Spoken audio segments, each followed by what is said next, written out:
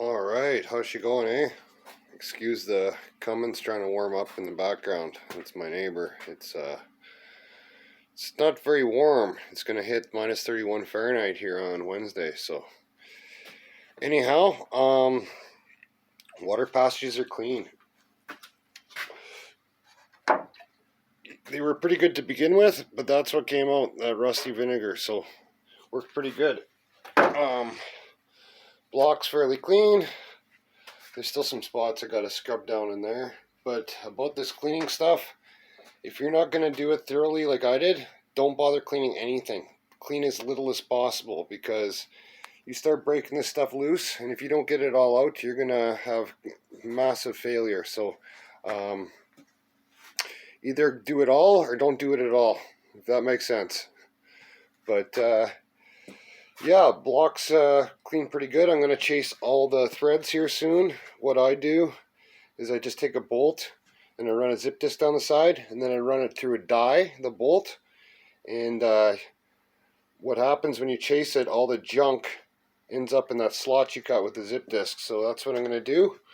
But no, my buddy Mike dropped me off some parts here, and I'm going to die grind all the burrs, like I said, over Christmas. I'm going to hone all the holes for the lifter bores, and once that's done, I will pressure wash it very well, and then I will put the block filler in. But something I see guys do, maybe they don't care. I really don't judge people or tell them what to do, but here's some food for thought. I see a lot of guys pressure washing motors and all sorts of greasy stuff on their driveways. If you live on a farm or something, that's fine. It just soaks into your gravel driveway and keeps the dust down. But I take my stuff to the gas station, and being a shit fitter for a living, I will tell you why. When you pressure wash in a city, anything, it goes down the storm drains. And when it goes down the storm drains, there is zero treatment on it. It just goes straight to the river or wherever it dumps.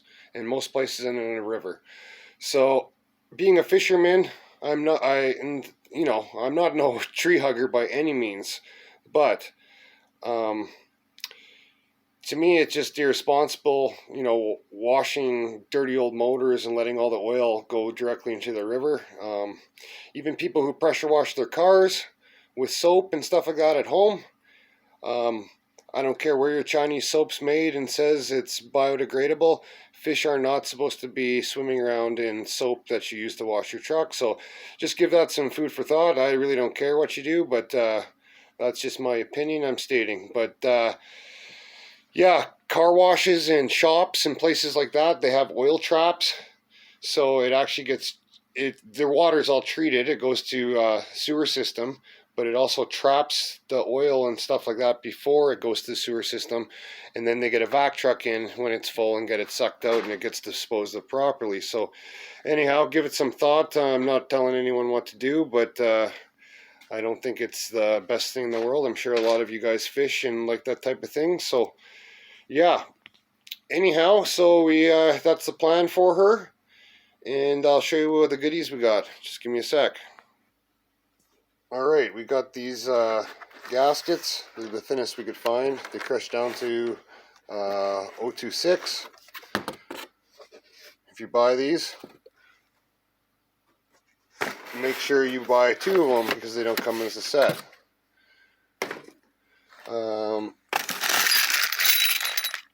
Frost plugs, core plugs, galley plugs, or gallery plugs for some of my watchers. I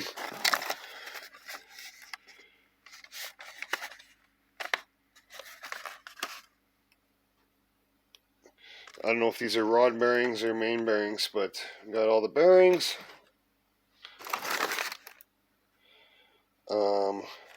Ring set. And they're cast rings, they better be. That's what I told Mike to get. So I will look into them, but I'm sure they are. Distributor bushing.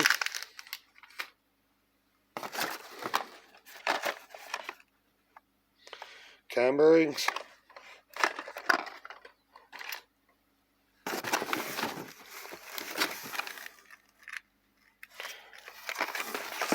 speed connecting rod bearings, timing cover set, oil pan set. I guess he said it was cheaper buying this separate since he already bought head gaskets. So, and timing chain. So we're ready to go on that. And then we got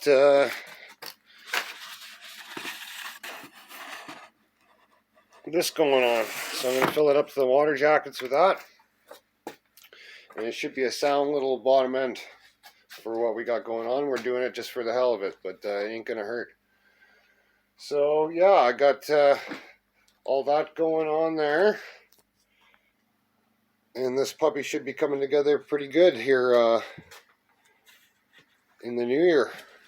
But yeah, I still got lots of shit here to clean up. And I'm going to do the crank. The crank's pretty nice.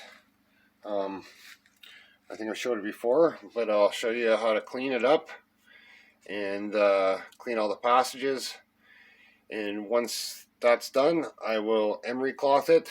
And I think I did a video before.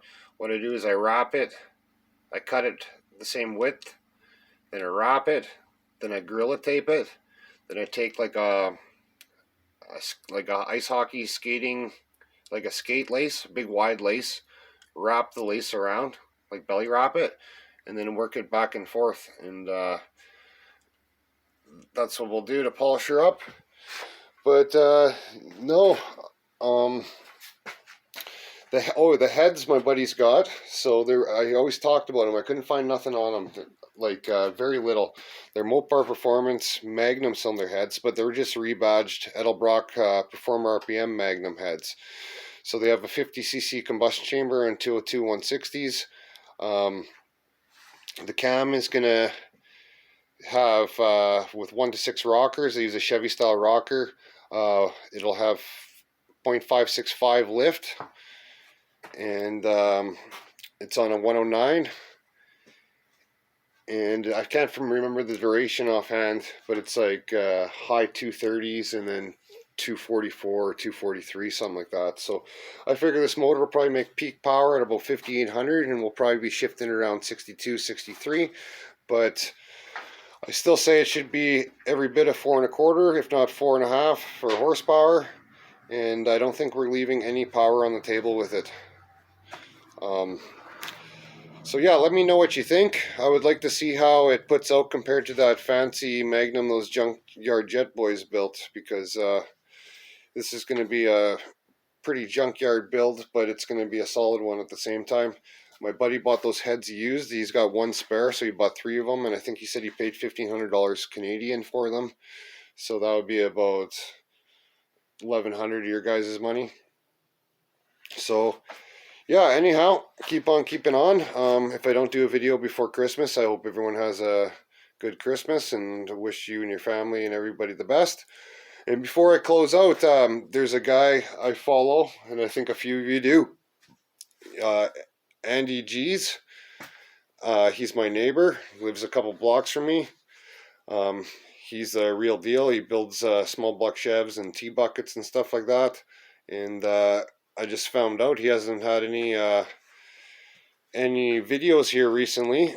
And the reason is he had a stroke, and then I guess after he kind of got over his stroke, he ended up getting COVID, and it knocked him back a peg. But he's put a video out today, and he's back wrenching in the garage.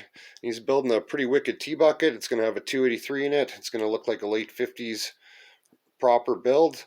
And he plans on driving the son of a bitch. He says he's going to take it on a road trip. So my hat's off to him. That's awesome. But wish him the best. And same with the rest of you guys. Wish you all the best in your family. And I'll keep you posted how this puppy's coming. But she's looking pretty, I'll say that. All right, have a good one. Till next time, eh?